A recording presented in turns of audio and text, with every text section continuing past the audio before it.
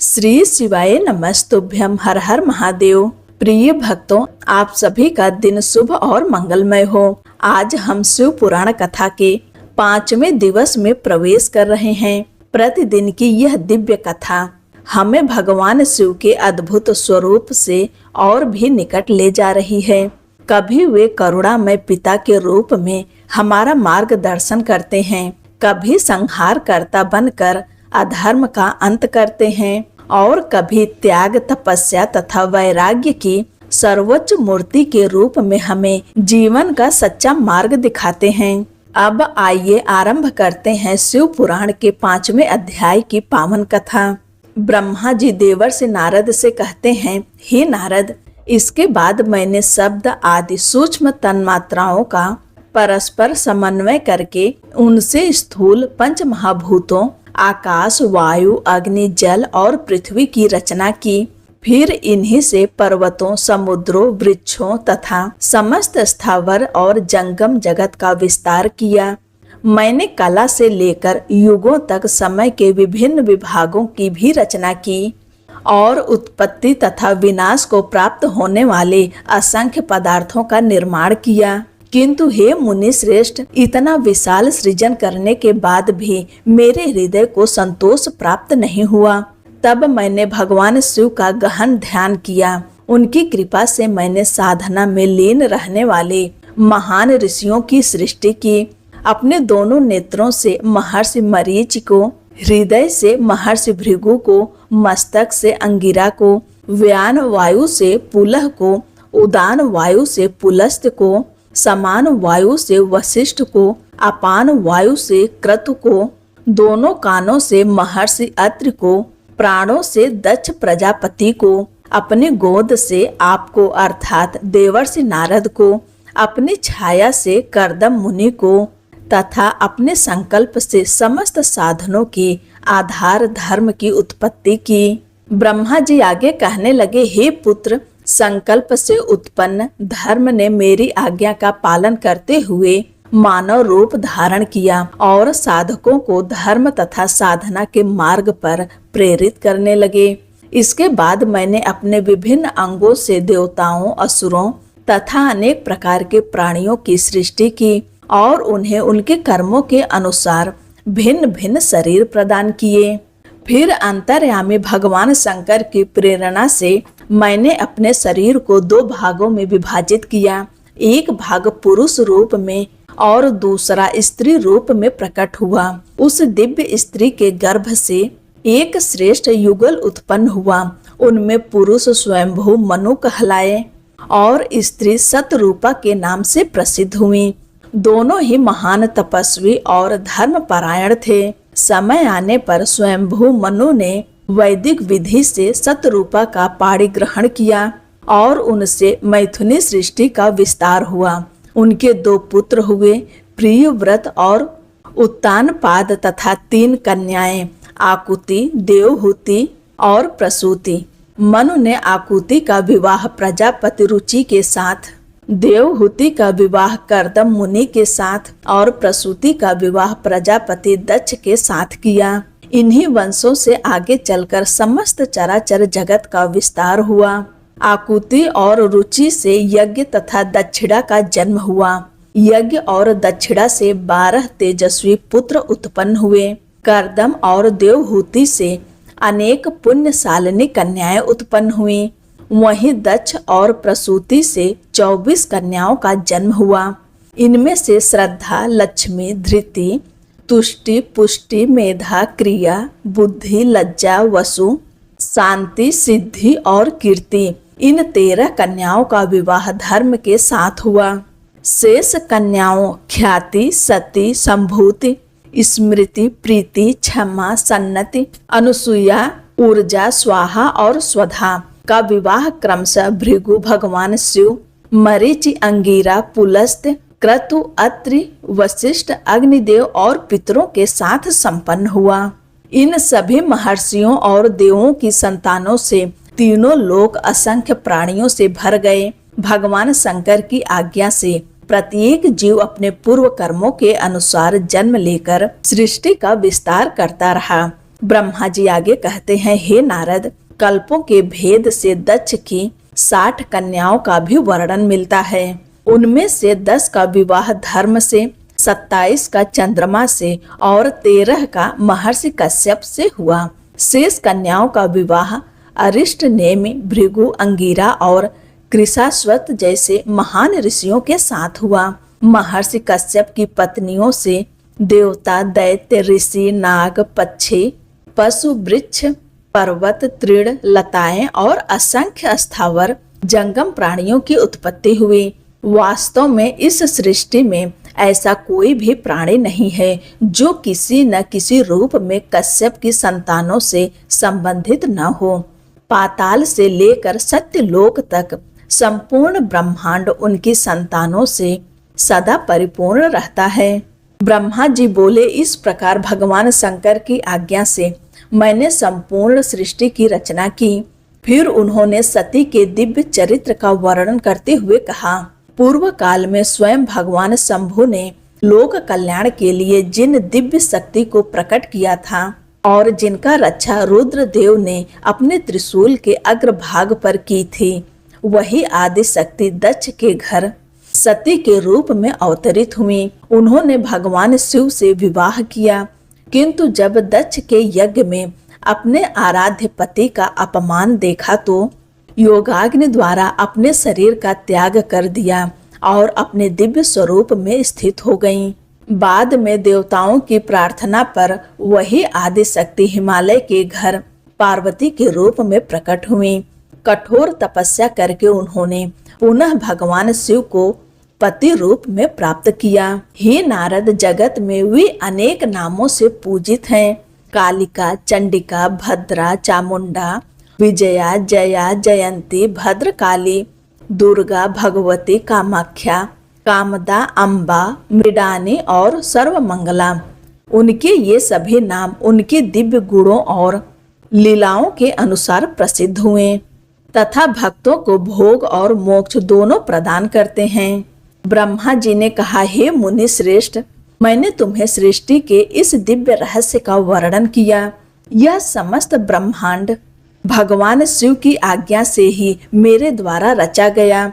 मैं भगवान विष्णु और रुद्र, ये तीनों भी गुणों के भेद से उसी एक परमेश्वर शिव के स्वरूप हैं। वे ही सगुण भी हैं, निर्गुण भी हैं और अपनी अर्धांगिनी शिवा के साथ शिवलोक में स्वेच्छा से विहार करते हैं। श्री सूत जी कहते हैं, ब्रह्मा जी के इन दिव्य वचनों को सुनकर देवर्षि नारद ने उन्हें सादर प्रणाम किया और विनम्रता से पूछा, हे भगवान, भगवान शंकर कैलाश पर्वत पर कब गए? महात्मा कुबेर के साथ उनकी मित्रता कैसे हुई? कैलाश में उन्होंने कौन कौन सी दिव्य लीलाएं की? कृपा करके यह पवित्र कथा विस्तार से सुनाइए।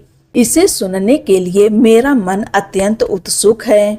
तब ब्रह्मा जी बोले, हे नारद, अब मैं तुम्हें चंद्रमौली भगवान शिव का वह अद्भुत चरित्र सुनाता हूँ जिसमें उनके कैलाश गमन और कुबेर के साथ उनकी मित्रता का दिव्य प्रसंग वर्णित है। बहुत समय पहले कामिल नगर में यज्ञदत्त नाम के एक सदाचारी ब्राह्मण रहते थे। उनका एक पुत्र था जिसका नाम गुणनिधि था। दुर्भाग्यवश वह दुराचारी और जुए का अत्यंत आदी हो गया। उसके बुरे आचरण से दुखी होकर पिता ने उसका त्याग कर दिया। घर से निकाला गया गुणनिधि कई दिनों तक भूखा प्यासा इधर उधर भटकता रहा।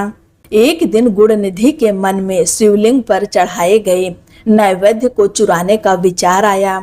इसी उद्देश्य से वह एक शिव मंदिर में पहुंचा। मंदिर के भीतर घना अंधकार था। तब उसने अपने वस्त्र का एक भाग जलाकर प्रकाश किया।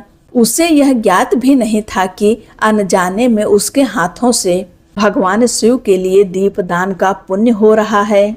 जैसे ही वह नैवेद्य चुराने लगा, उसी समय लोगों ने उसे पकड़ लिया और उसके अपराध के कारण उसे मृत्यु दंड दे दिया गया। शरीर त्यागते ही यमदूत उसे अपने बंधन में बांध कर ले जाने लगे। तभी भगवान शिव के दिव्य गण वहां आ पहुंचे। उन्होंने यमदूतों को रोक दिया और गुणनिधि को उनके बंधन से मुक्त करा लिया। भगवान शिव के गणों का संग पाकर उसका हृदय पवित्र हो गया। उसी क्षण वह उनके साथ शिवलोक चला गया। वहां उसने दिव्य सुखों का अनुभव किया और स्वयं भगवान शिव तथा माता उमा के दर्शन का परम सौभाग्य प्राप्त हुआ।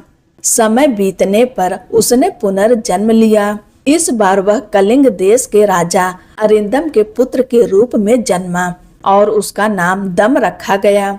बचपन से ही उसके मन में भगवान शिव के प्रति अद्भुत श्रद्धा थी।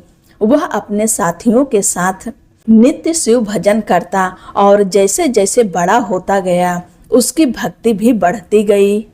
पिता के देहांत के बाद जब वह राजा बना तब उसने पूरे राज्य में शिव धर्म का प्रचार आरंभ कर दिया। उसके लिए भगवान शिव की सेवा ही जीवन का सबसे बड़ा धर्म बन गई। राजा दम ने अपने राज्य के सभी ग्राम प्रधानों को आदेश दिया कि प्रत्येक शिव मंदिर में प्रतिदिन दीप अवश्य जलाया जाए। कोई भी शिवालय ऐसा न रहे जहां संध्या के समय दीपक न प्रज्वलित हो। स्वयं भी उन्होंने जीवन भर दीप दान को अपना सर्वोच्च व्रत बनाए रखा।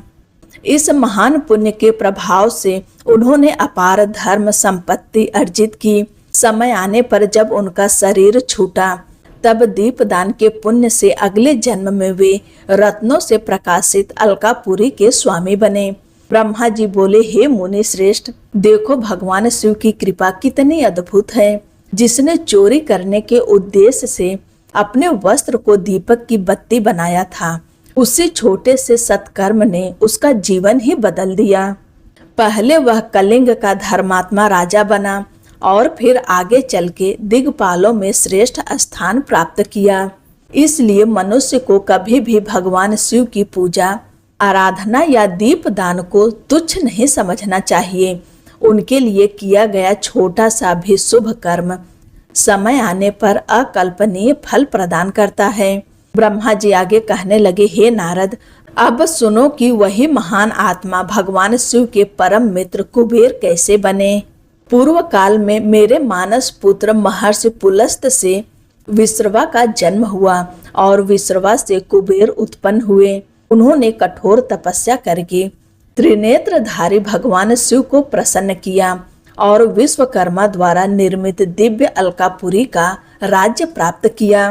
फिर एक नए कल्प के प्रारंभ में वही पुण्यात्मा जिसने पूर्व जन्म में दीपदान का महान पुण्य अर्जित किया था, कुबेर के रूप में पुनः भगवान शिव की आराधना करने लगे।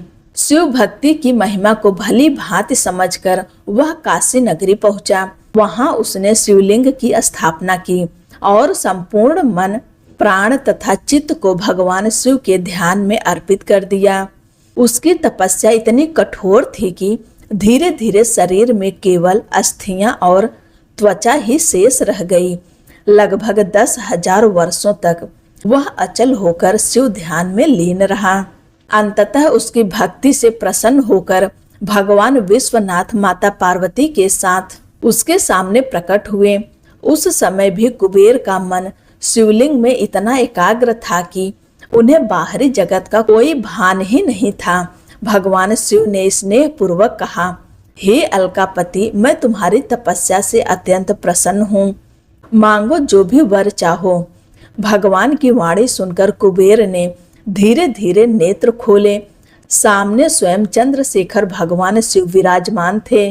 उनका दिव्य तेज हजारों उदित सूर्य के समान प्रकाशमान था और उनके मस्तक पर सुशोभित चंद्रमा उस तेज को और भी मनोहर बना रहा था। उस दिव्य प्रकाश को देखकर कुबेर की आंखें चकाचौंध हो गई। उन्होंने तुरंत नेत्र बंद कर लिए और अत्यंत विनम्रता से प्रार्थना की, हे प्रभु, मुझे ऐसी दिव्य दृष्टि प्रदान करिए जिससे मैं आपके चरण कमलों का दर्शन कर सकूं। आपके प्रत्यक्ष दर्शन से बढ़कर मेरे लिए कोई दूसरा वर नहीं। मुझे किसी अन्य वस्तु की इच्छा नहीं। कुबेर की निष्कपट प्रार्थना सुनकर भगवान शिव ने अपने कर कमलों से उनका स्पर्श किया और उन्हें दिव्य दृष्टि प्रदान की। दृष्टि प्राप्त होते ही कुबेर ने पुनः भगवान शिव के दर्शन किए। इसके बाद उनकी दृष्टि माता पार्वती पर पड़ी। उनके अद्वितीय सौंदर्य, तेज और दिव्य स्वरूप को देखकर वे आश्चर्यचकित रह गए। अनायास ही उनके मन में विचार उठा, यह देवी कौन है जिन्होंने ऐसा महान तप किया है कि स्वयं भगवान शिव की अर्धांगिनी बनने का परम सौभाग्य प्राप्त किया। वे बार बार विस्मय से माता पार्वती की ओर देखने लगे, किंतु उनका यह निरंतर दृष्टिपात मर्यादा के अनुरूप नहीं था। परिणाम स्वरूप माता पार्वती की दिव्य शक्ति के प्रभाव से उनकी बाईं आंख नष्ट हो गई। ब्रह्मा जी बोले, हे नारद, माता पार्वती ने भगवान शिव से कहा, प्रभु, यह तपस्वी बार बार मेरी ओर देख रहा है, कृपा करके इसके इस व्यवहार का रहस्य बताइए। भगवान शिव मुस्कुराए और बोले, हे उमे, यह तुम्हें कुदृष्टि से नहीं देख रहा है, यह तो तुम्हारी महान तपस्या, दिव्य तेज और अलौकिक महिमा का आश्चर्य पूर्वक वर्णन कर रहा है। यह तुम्हारा ही पुत्रवत भक्त है। इसके बाद भगवान शिव ने उस ब्राह्मण कुमार से कहा, वत्स, मैं तुम्हारी कठोर तपस्या से अत्यंत प्रसन्न हूँ। आज से तुम समस्त निधियों के स्वामी, यक्षों, किन्नरों और गुहिकों के अधिपति बनो। संसार में धन के दाता और पुण्यात्माओं के रक्षक के रूप में प्रसिद्ध हो। मेरे साथ तुम्हारी मित्रता सदा बनी रहेगी।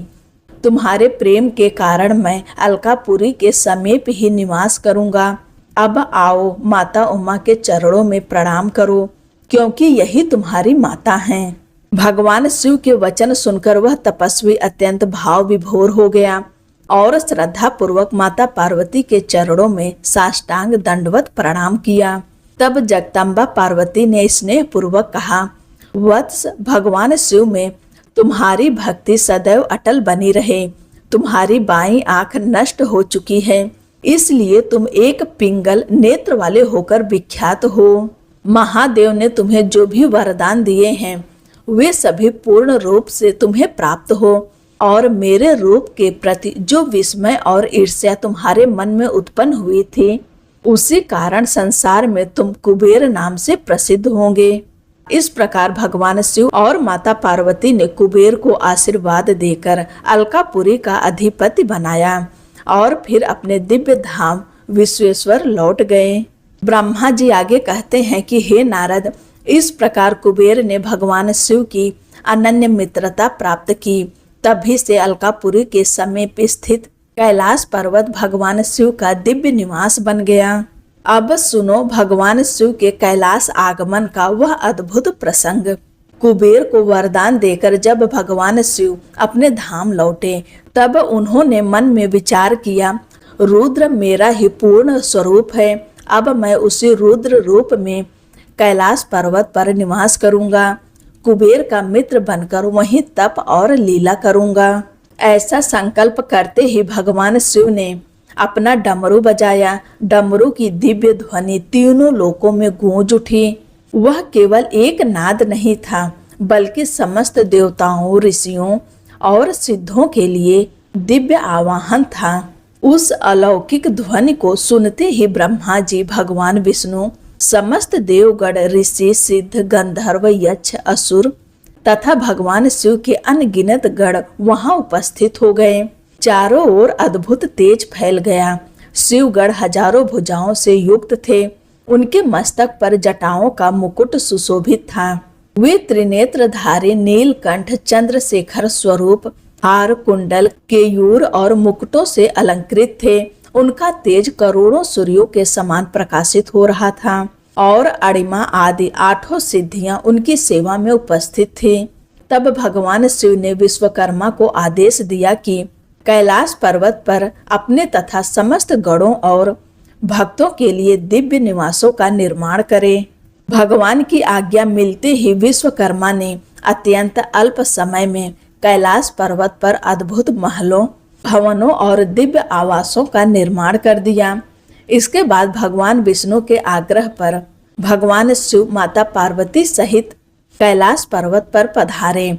शुभ मुहूर्त में उन्होंने अपने दिव्य धाम में प्रवेश किया। उनके आगमन से संपूर्ण कैलाश आनंद और मंगल से भर उठा।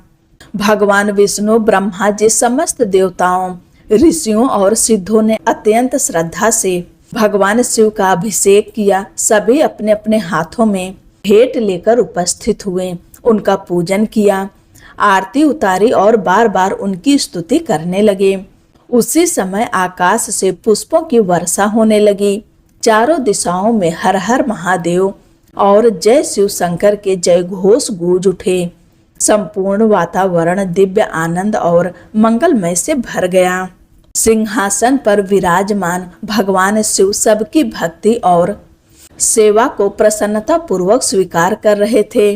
देवताओं और ऋषियों ने मधुर वचनों से उनका स्तुति किया। उनकी भक्ति से प्रसन्न होकर भगवान शिव ने सभी को उनकी मनोवांछित सिद्धियां, वरदान और इच्छित फल प्रदान किए। इसके बाद भगवान शिव की आज्ञा लेकर ब्रह्मा जी, भगवान विष्णु, समस्त देवगण, ऋषि और सिद्ध अपने अपने लोकों को लौट गए। कुबेर भी प्रसन्न होकर अलकापुरी चले गए, जबकि भगवान शंभु योग और ध्यान में स्थित होकर कैलाश पर्वत पर निवास करने लगे। कुछ समय तक भगवान शिव ने एकांत में तप किया। तत्पश्चात उन्होंने दक्ष प्रजापति की पुत्री सती को अपनी अर्धांगिनी के रूप में स्वीकार किया। दोनों दिव्य दंपत्ति कैलाश पर विहार करते हुए समस्त लोकों के कल्याण का कार्य करने लगे। ब्रह्मा जी बोले, हे नारद, इस प्रकार मैंने तुम्हें भगवान रुद्र के अवतार, कैलाश आगमन, कुबेर के साथ उनकी दिव्य मित्रता तथा उनकी कल्याणकारी लीलाओं का वर्णन किया। जो मनुष्य श्रद्धा और एकाग्रता से इस कथा का श्रवण या पाठ करता है, वह इस लोक में सुख और समृद्धि प्राप्त करता है तथा अंत में मोक्ष का अधिकारी बनता है। यह दिव्य कथा सुनकर देवर्षि नारद अत्यंत प्रसन्न हुए। उन्होंने विनम्रता पूर्वक कहा, हे पितामह, आपके श्रीमुख से भगवान शिव की मंगलमयी कथा सुनकर भी मेरी तृप्ति नहीं हुई।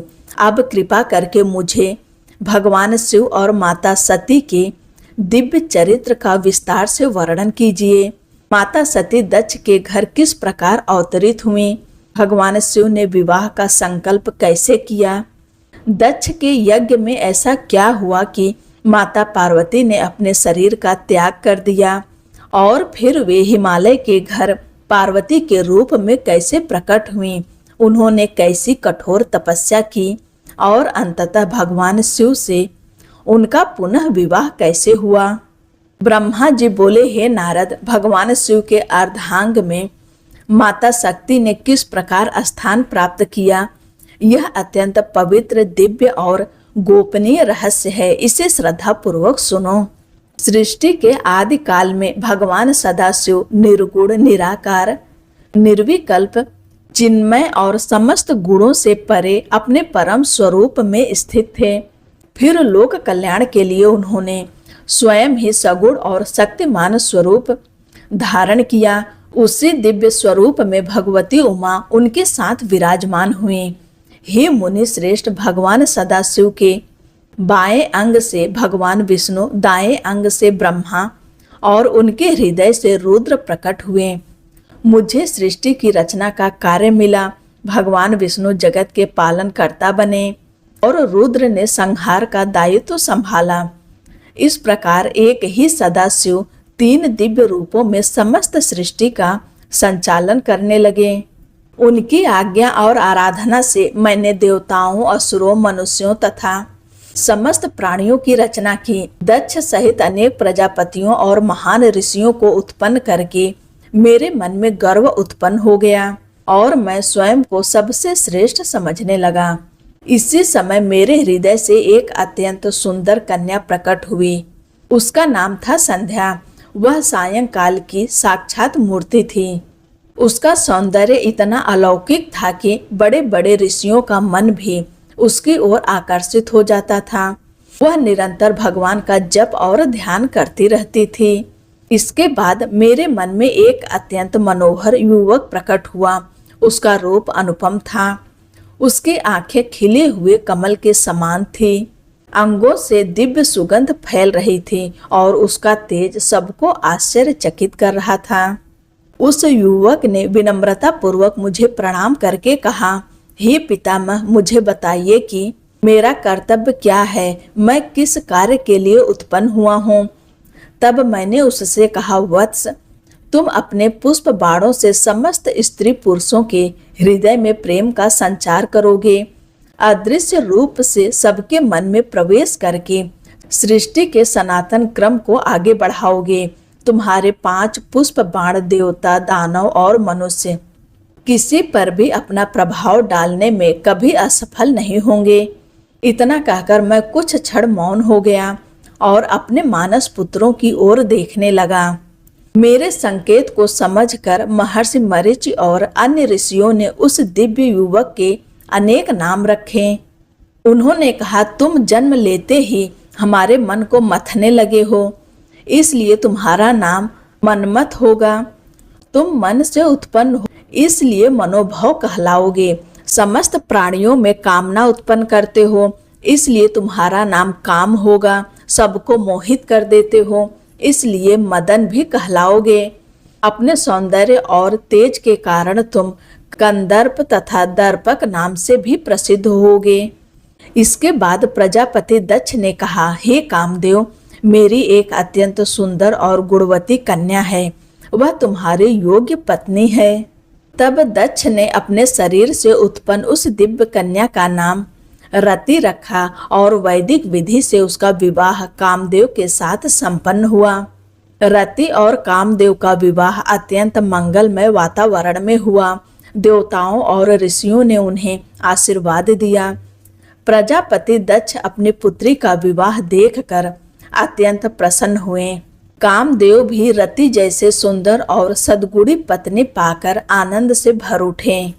जैसे मेघ विद्युत की चमक से और भी मनोहर दिखाई देता है, उसी प्रकार रति के साथ कामदेव की शोभा और भी बढ़ गई। दोनों का प्रेम ऐसा था कि कामदेव ने रति को अपने हृदय में उसी प्रकार स्थान दिया जैसे कोई महान योगी अपने हृदय में योग विद्या को धारण करता है, और रति भी अपने प्रिय पति के साथ उसी प्रकार शोभा पाने लगी जैसे भगवान विष्णु के साथ माता लक्ष्मी शोभायमान होती हैं।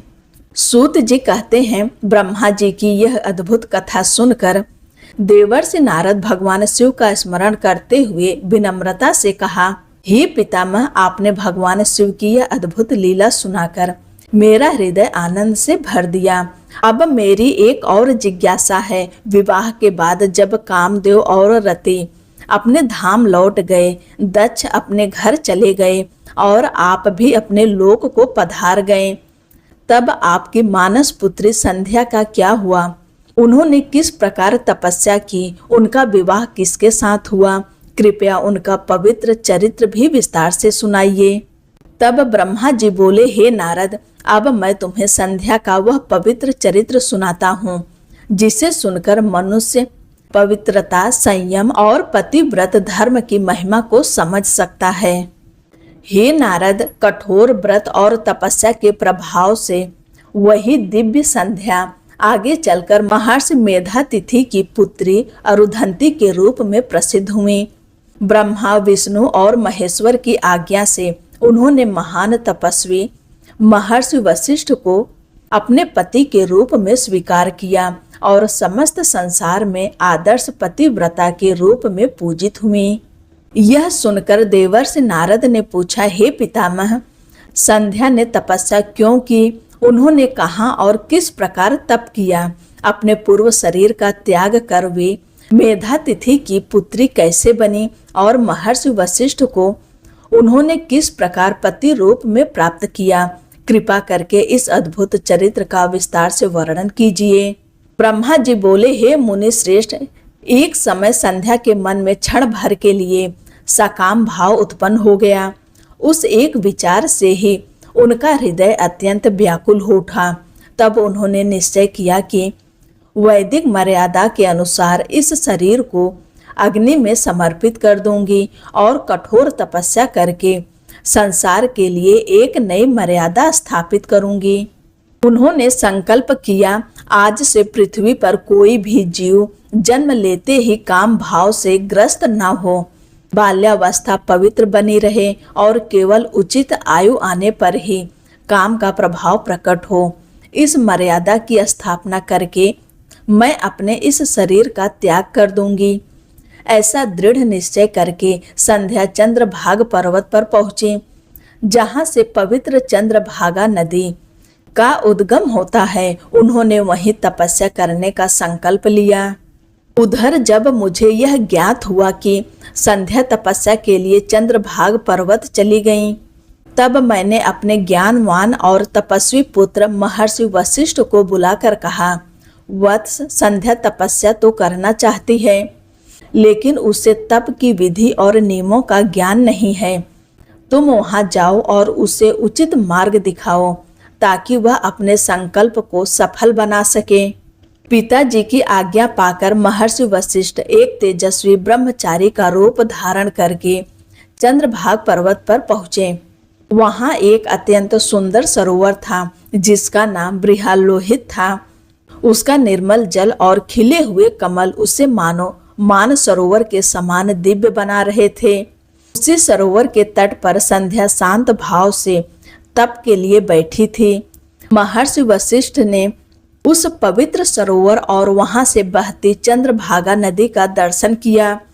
फिर वे संध्या के समीप पहुंचे और स्नेहपूर्वक बोले, हे भद्रे, इस निर्जन पर्वत पर तुम किस उद्देश्य से आई हो? तुम किसकी पुत्री हो और यहाँ क्या साधना करना चाहती हो? यदि बताने योग्य हो तो निसंकोच मुझे बताओ। महर्षि वशिष्ठ के तेजस्वी स्वरूप को देखकर संध्या ने विनम्रता पूर्वक उन्हें प्रणाम किया। वे ऐसे प्रतीत हो रहे थे मानो स्वयं ब्रह्मचर्य ने मानव रूप धारण कर लिया हो। संध्या ने आदर पूर्वक उत्तर दिया, हे ब्राह्मण श्रेष्ठ, मैं ब्रह्मा जी की पुत्री संध्या हूँ।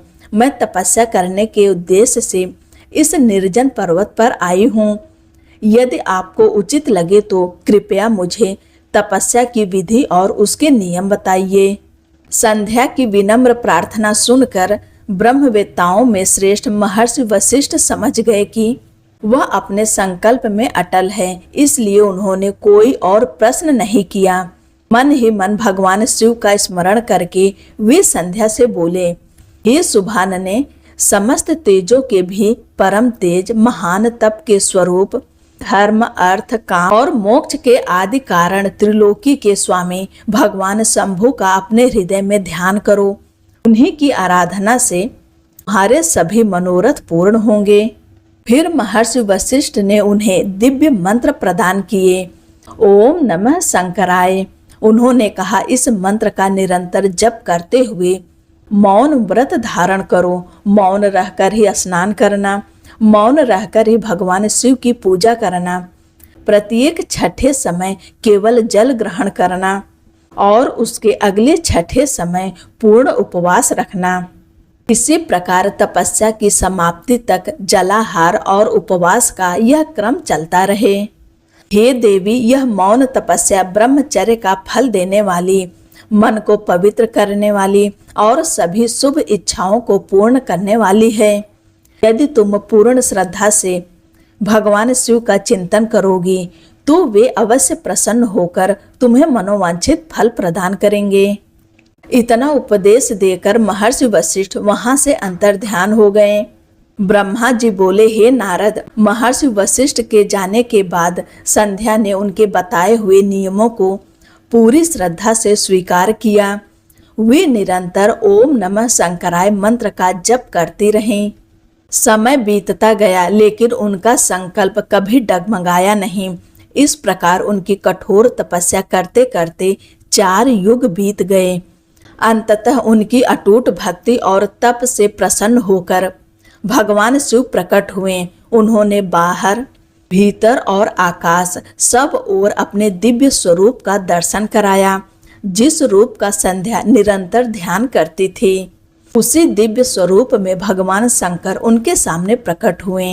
भगवान के साक्षात दर्शन पाकर संध्या का हृदय आनंद से भर उठा। शिव जी का प्रसन्न मुखमंडल, उनकी करुणा और दिव्य शक्ति को देखकर वे भाव विभोर हो गईं। किंतु उसी क्षण उनके मन में विचार आया, मैं ऐसे परमेश्वर की स्तुति कैसे करूं? ब्रह्मा जी बोले, हे नारद, संध्या ने आगे भगवान शिव की स्तुति करते हुए कहा, हे प्रभु, यह संपूर्ण जगत आपसे अलग नहीं है। आपके चरणों से पृथ्वी, आपके दिव्य स्वरूप से दिशाएं, सूर्य, चंद्रमा, कामदेव और अनेक देवताओं की उत्पत्ति हुई। आपकी नाभि से अंतरिक्ष प्रकट हुआ। ऐसे समस्त सृष्टि के आधार भगवान शंभु को मेरा बार बार प्रणाम है। हे महादेव, आप ही परमात्मा हैं, आप ही समस्त विद्याओं के स्वरूप हैं, आप ही सृष्टि के संहार करता हैं, आप ही पर ब्रह्म हैं। आपका न आदि है, न मध्य और न ही अंत, जिनसे यह संपूर्ण सृष्टि उत्पन्न हुई है, जिन्हें मन और वाणी भी नहीं जान सकते। ऐसे प्रभु का मैं वर्णन कैसे कर सकती हूँ? संध्या की यह हृदय स्पर्शी स्तुति सुनकर भक्त वत्सल भगवान शंकर अत्यंत प्रसन्न हुए। भगवान शिव ने स्नेह पूर्वक कहा, हे भद्रे, तुम्हारी कठोर तपस्या और निष्कपट स्तुति से मैं अत्यंत प्रसन्न हूँ। अब तुम अपनी इच्छा के अनुसार कोई भी वर मांगो, जो भी तुम्हारे मन में है मैं अवश्य पूर्ण करूँगा।